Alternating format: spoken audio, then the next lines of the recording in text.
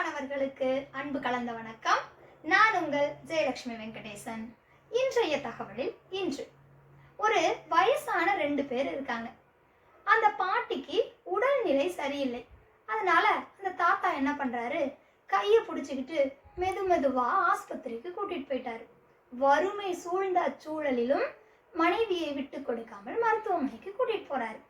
போயிட்டு டாக்டர் கிட்ட சொல்றாரு, இந்த கிழவிக்கு என்ன ஆச்சுன்னு தெரியலங்கய்யா, 3 நாளா சோறு திங்கல, கொஞ்சம் என்னன்னு பார்த்து மருந்து மாத்திரைய கொடுங்கய்யா அப்படின்னு டாக்டர் கிட்ட சொல்றாரு. உடனே அந்த டாக்டர் என்ன பண்றாரு, எல்லா டெஸ்ட்டும் எடுத்துட்டு, சுகர் டெஸ்ட், யூரின் டெஸ்ட் எல்லாத்தையும் எடுத்துட்டு தாத்தாவை கூப்பிட்டு சொல்றாரு, தாத்தா பாட்டிக்கு ஒன்றும் இல்லை, 3 நாளா சாப்பிடல இல்லையா, அதனால கொஞ்சம் டயர்டா இருக்காங்க, அதனால 2 குளுக்கோஸும் ஒரு ஊசியும் சத்து ஊசியும் போட்டு விடுறேன், வீட்டுக்கு கூட்டிட்டு போங்க, நல்லா ஆயிடுவாங்க அப்படின்னு சொல்றாரு.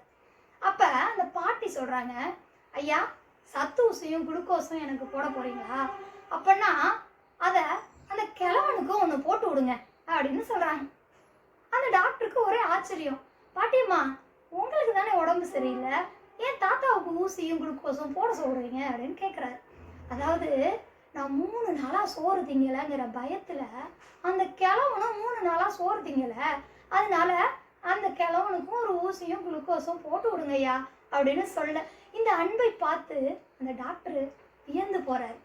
அதாவது நண்பர்களே, இளமையிலும் அழகு இருக்கும் பொழுதும் வருவதல்ல காதல், முதுமையிலும் அன்பை காட்டுவதிலும் அக்கறை செலுத்துவதிலும் வருவதுதான் அழகான காதல்.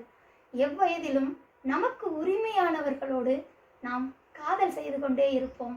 அன்பு சகலத்தையும் தாங்கும் அல்லவா. இன்பமே சொல்க, எல்லோரும் வாழ்க. நன்றி.